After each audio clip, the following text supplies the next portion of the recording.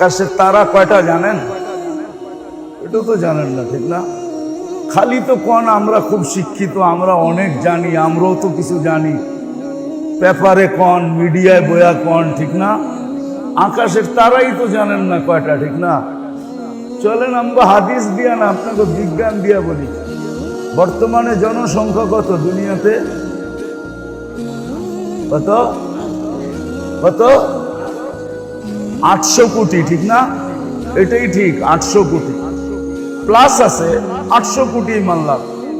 800 কোটি মানুষ যদি বসে গুনতে, তাহলে 200 কোটি বছর লাগবে আকাশের তারা গুনতে। কত? এটা আপনাদের বিজ্ঞান বলতেছে, আমি বলতেছি না।